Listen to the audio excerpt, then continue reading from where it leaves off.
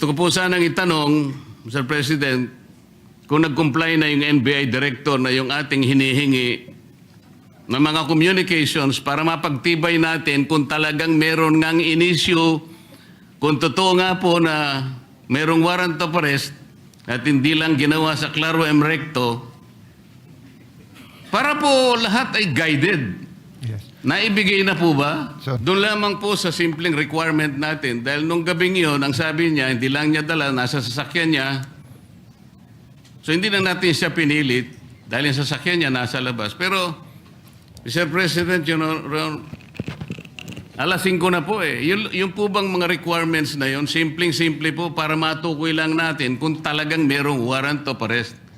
Bakit hindi po hanggang ngayon ay naibibigay ng NBI na sila pala, allegedly, ang dineputize ng kung sino-sino na iserve ang warrant of arrest sa ating kasama? Salamat po, Mr. President. Kahapon pa po ako naghihintay. Ang dami na po kasing nagsalita. Sana po kung sino naman yung nauna na nagsabi, pakiunan nyo naman po. Sa akin lang po, nagpo-point of order po tayo, pero tayo rin naman po nagbabiolate ng ating patakaran. Nangyari po kasi yung nangyari kahapon, Mr. President, sa unang kasaysayan, sa kasaysayan ng institusyong ito. Nakita ko po, Mr. President, kung paano ginawa ng mga NBI yung ating pasukan. Gumawa po sila ng checkpoint. Sa akin pong palagay, magmula po nung panahon ng Philippine Assembly, hanggang ngayon, wala pa pong nangyaring gano'n. Dahil po sa respeto sa tatlong dakilang nagkakahating bahagi ng ating pamahalaan, ang executive, legislative, at saka yung judiciary. Ngayon lamang po nagkaroon ng ganitong insidente kung paano niyurakan ang dangal ng institusyon na tayo pa po ang naririto. Mr. President, gusto ko po sanang magtanong ng ilang mga bagay sa ating kasama, sa kanyang mga tinuran na pangyayari, kaugnay po ng tangkang paghuli kay Senator Bato. Yun ang Pangulo, mas maganda pong makatanggap tayo ng mga katanungan sa ating kasamang kahapon pa nag-aantay. Yes. Salamat po, Mr. President. Please proceed unless you want to postpone that till tomorrow. Mr. President, Your Honor, kanina po ay marami rin pong gustong magtanong sa akin ng mga miyembro ng press. Bagamat tinangka ko po na wag munang umarap sa kanila dahil minsan po, imbes na makapag-clarify ka, lalo pong dumadami po ang mga issues. Kaya ako na pong nagpilit na parang iniiwasan ko na po. Kaya lang, hindi mo po maiwasan. Sa dami po nila, talagang hahabulin ka po eh. Ang una po nilang tanong sa akin, Sir, ipa-aresto niyo po ba si Senator Bato? So sagot ko po, Mr. President, tanong din. Ikaw, kayo, gusto niyo ipa-aresto? Ang sagot sa akin, hindi po, kayong tinatanong namin kasi kayo po ang nandito. Eh. Hindi, tinatanong ka rin kita kasi Pilipino ka. Gusto mo bang makita ang isang senador na ibinoto ng sambayanang Pilipino? Aaresto sa loob mismo ng Senado? Hindi po. Okay, kung ikaw hindi, di lalo na ako. Kayo po ba'y na-interview rin ng gano'n? Opo. Mr. President? Nakakagulat po sapagkat ako po din mismo, mahal na kasama at idolo namin, Senator Marcoleta. Nagtataka din po ako sapagkat marami po sa mga tanong sa ating ibinabato. Parang tayo pa ay may kasalanan sa pagbibigay natin ng masasabing lugar sa ating kasama dito sa Senado. Samantalang meron naman po tayong adopted resolution number 44. Ako po yung nagtataka talaga, bakit ang mga tanong ay para bang tayo ay harboring kagad ng kriminal? Ginoong Pangulo, Your Honor, yung nangyari po kahapon, mas naniniwala po ako sa dating Pangulo natin, Senator Soto, sa kanyang sinabi. Nung tinanong ko po siya kahapon, habang nagmimerienda po tayo, nung tayo nakasuspindi pa, sabi ko, Mr. SP, nung pinuntahan ka ba ng NBI, pinakita sa'yo yung warrant of arrest? Nakita mo ba? Hindi, sabi niya. Ako po naniniwala na talagang hindi nila ipinakita yung warrant of arrest sa ating dating Pangulo ng Senado. Ang ating pong miyembro ng press, Mr. President, mahilig lang silang tanong ng tanong eh. Pero yung basic yun ang ayaw nilang tanungin eh. Halimbawa si Trillanes, winawagayway niya, ito yung warrant of... Ayaw man lang, bakit hindi nila suriin? Pwede po bang makakuha ng kopya niyan? Kasi po kahapon, Sir President, Your Honor, nung makausap natin ng NBI Director, pwede mo ba kaming bigyan ng kopya ng warrant of arrest? Pwede mo rin ba kaming bigyan ng communication between the ICC and the Interpol? Sapagkat ang Interpol, ang karaniwang ginagamit po nila para i-execute yung warrant ng kanilang inisyu. Yun namang Interpol, gagamitin po niya yung counterpart dito sa ating bansa, ito po yung PCTC. So sabi ko, bigyan mo rin kami ng communication mula sa Interpol papunta sa PCTC. At mula sa PCTC, meron silang sulat din sa inyo at kayo nga ang dineputize para i-serve yung warrant of arrest kay Senator Bato. Maliwanag po yung sagot niya, Mr. President, Your Honor. Opo. Gusto ko po sanang itanong, Mr. President, kung nag-comply na yung NBI Director na yung ating hinihingi ng mga communications para mapagtibay natin kung talagang meron ngang inisyu, kung totoo nga po na merong warrant of arrest at hindi lang ginawa sa Claro M. Recto, para po lahat ay guided. Yes. Naibigay na po ba? So number one, Senator Marcoleta, I apologize to you. You were present and in fact, you made very good points to the NBI Director. Number two, tama po kayo.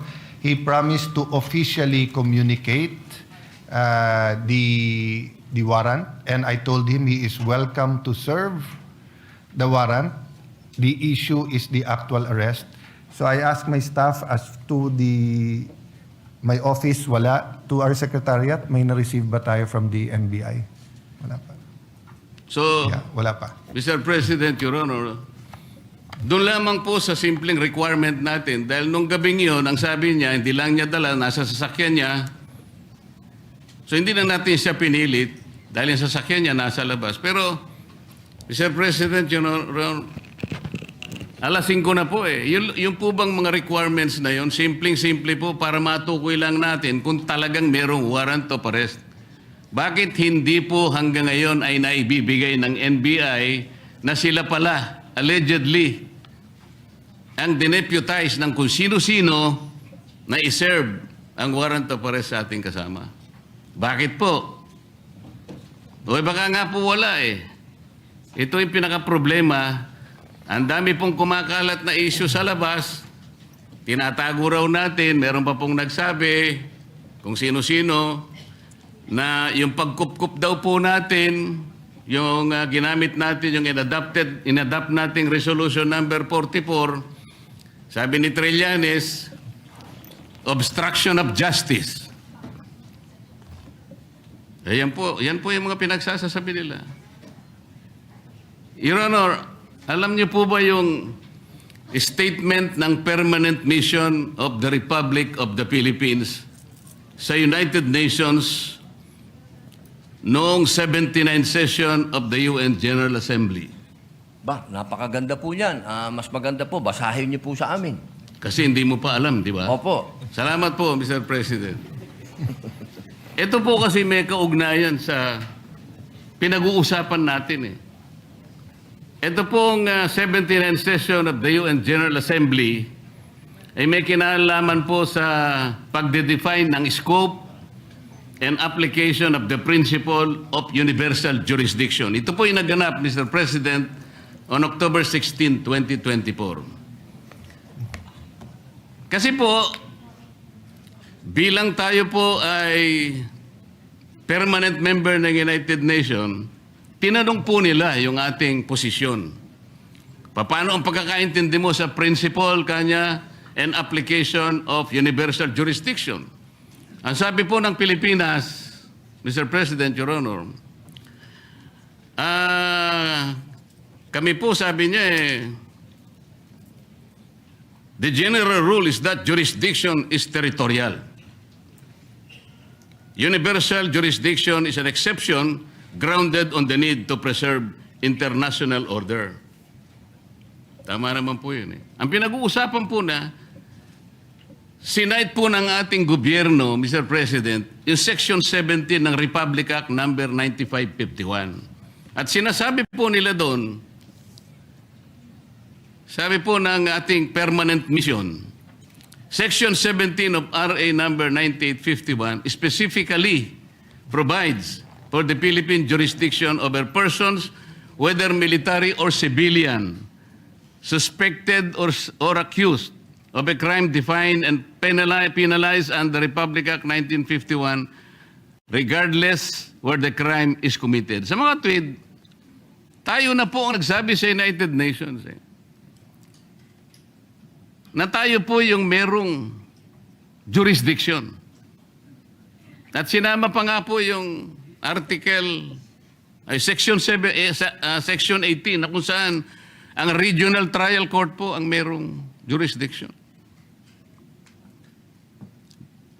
Primary and exclusive jurisdiction. Kanina po, Mr. President, Your Honor, binanggit po ninyo, yung warrant of arrest kasi kanya galing sa korteng hindi sa domestic nanggaling. Nanggaling naman talaga raw sa ICC. Ipagpalagay na po natin, Mr. President, na totoo nga at hindi peke yung warrant of arrest. Kunwari valid. Ang sinasabi po ng ating batas, Mr. President, isasagawa mo lang ito sang-ayon or in accordance with the extradition laws and treaties obtaining in this country. Mr. President, wala po tayong extradition treaty sa ICC. For the simple reason that ICC is not a country. Wala rin po tayong treaty sapagkat nag-withdraw na po natin. Nag-withdraw na po tayo sa ICC. O paano niya po i-apply yung kanilang warrant of arrest? Ang jurisdiction po ay atin na. Mr. President, Your Honor, on May 10, 2026, ang ating kasama, Senator Bato, was served a subpoena by the CIDG for the alleged crime of EJK. Ano po ibig sabihin nun, Mr. President? Yung pag-serve po ng subpoena, na-operationalize na po, active na po yung kaso kahit nasa investigative and prosecutorial stage pa lang. Ibig sabihin, our National Prosecution Service is already actively on the case. Paano po papasok ang ICC? The core function of the ICC, Mr. President, is under the principle of complementarity. Ibig sabihin, kung meron pong local court na gumagawa na po ng kanilang tungkulin, wala na pong pakialam ang ICC.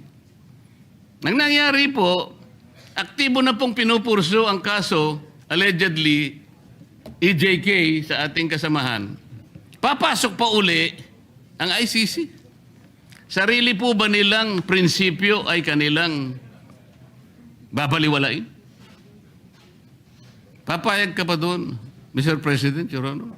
Ay, hindi po tayo dapat pumayag. At katunayan nga po, katulad po ng sinasabi ng ating ibang kasama na ito daw ating pinag-uusapan, ay wala daw itong kwenta.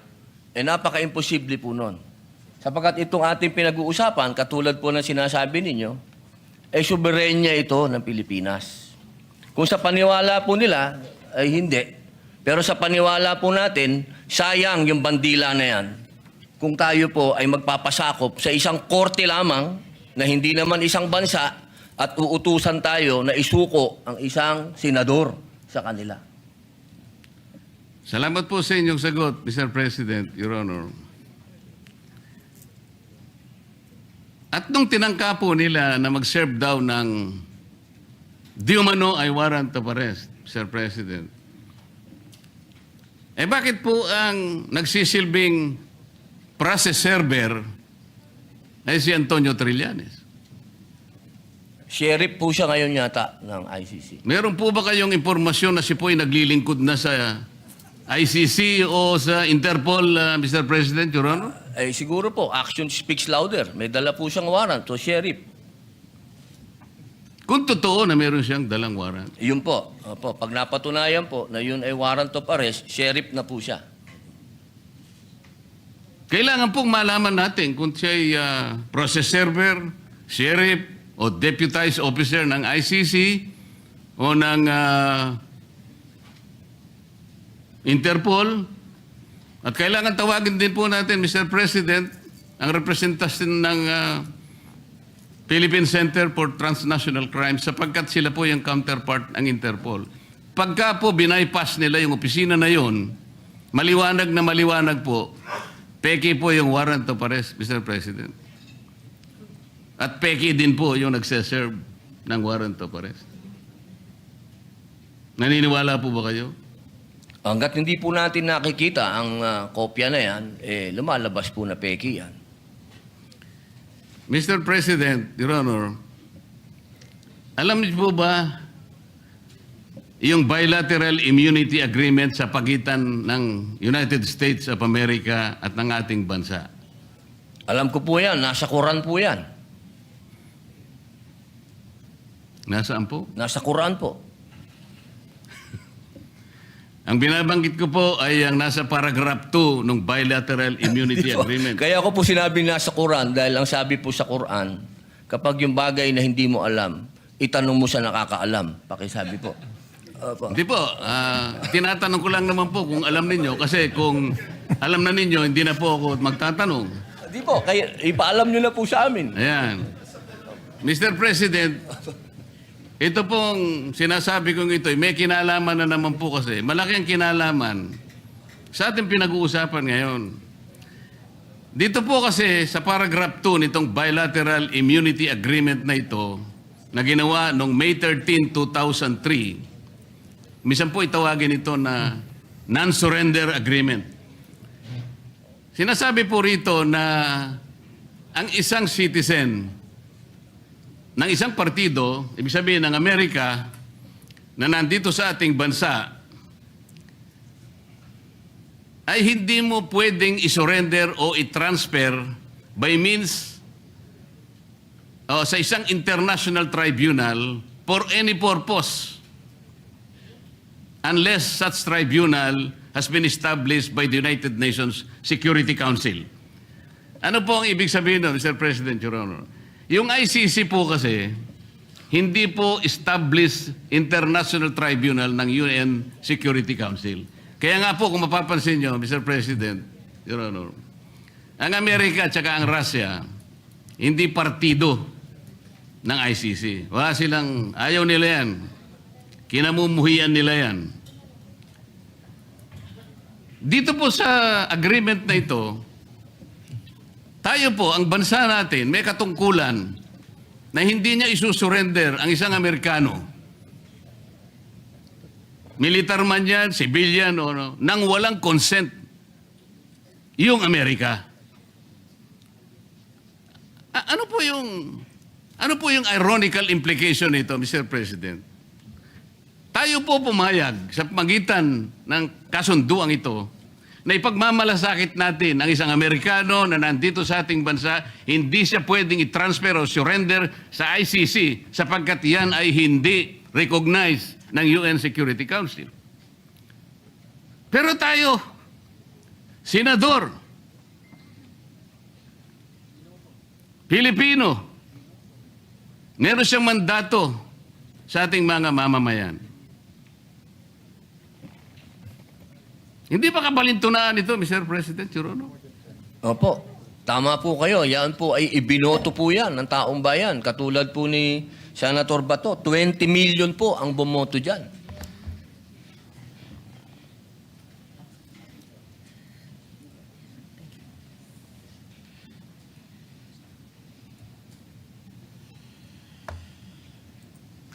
Kaya ko lang lang po tinatanong, Mr. President, hindi ko po lubos na maisip, tayo pala kaya nating ipagtanggol ang hindi isang Pilipino, kahit hindi Pilipino, dahil lamang nakipagkasunduan tayo. Pero sarili nating kapwa Pilipino, may mandato sapagkat nagsisilbing senador ng ating bansa. Hindi natin kayang ipagtanggol. Ito po yung irony na napakahirap siguro natanggapin ng bawat isang Pilipino. Tama po kayo eh. Ang warrant of arrest po ay galing sa ICC.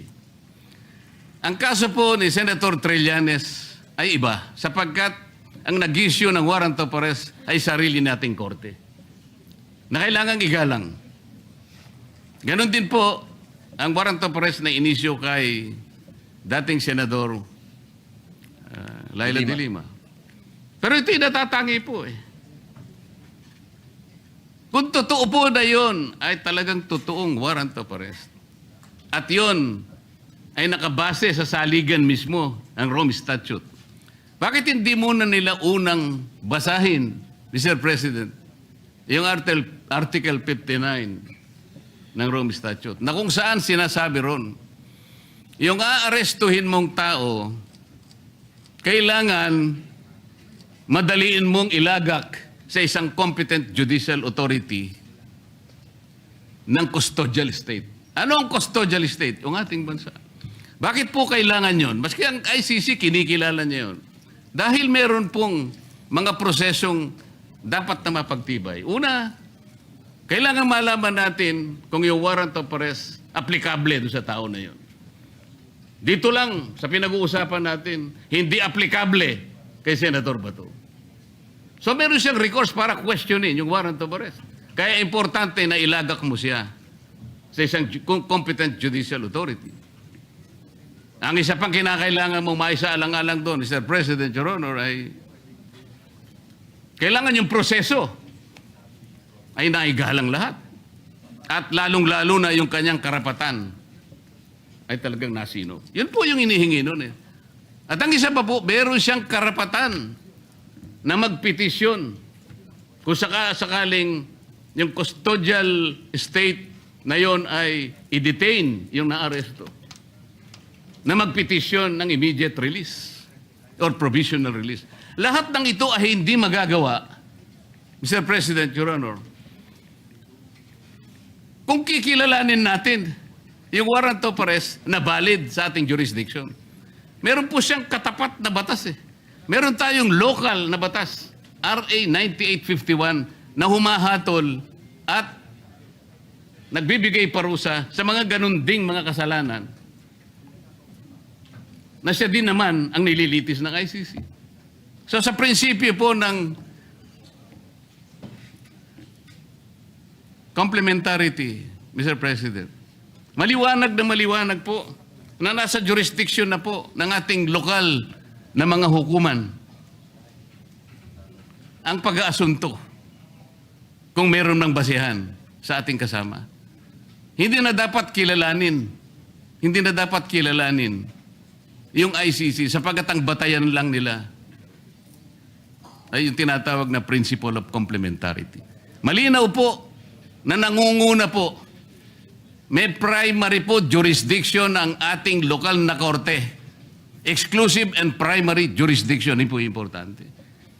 Ngayon, yung pong mga nagkukunwa na process server, nagkukunwa na sheriff, nagkukunwa kung ano man sila ng ICC, kung bayaran sila o hindi, dapat po tingnan muna nila lahat yung mga bagay na pinag-uusapan natin. Bago nila puntahan ang isang institusyon katulad nito, nahahabulin pa yung isa sa atin. Ang pangyayari po kahapon, uulitin po natin, Mr. President, kailanman po ay hindi nangyari sa kasaysayan ng institusyong ito. Tinanong ko pa nga po kahapon sa ating director ng NBI dahil pinipilit niya. Kaya po nung papunta na, kung makakapasok po si Senator Bato sa session hall, ay wag nyo na siyang tutugisin. Para bang ang parte lamang ng Senado, Mr. President, ay itong session hall. So nung tinanong ko, bakit po yung parking area namin na kung saan nagsimula ang habulan at saka yung mga hagdanan ay hindi ba parte ng institusyong ito? Sir, sabi niya, hindi naman po kami magiging ganito kung hindi po kami nakipag-coordinate. Hindi po ako naniniwalang nakipag-coordinate sila ng totohanan. Mr. President, mas naniniwala po ako sa ating former President na hindi niya papayagan kung alam lamang niya ang kanilang balak na pagdakip at pamamaraan ng pag-iinsulto sa bulwagang ito, Mr. President. Maraming salamat po, Your Honor.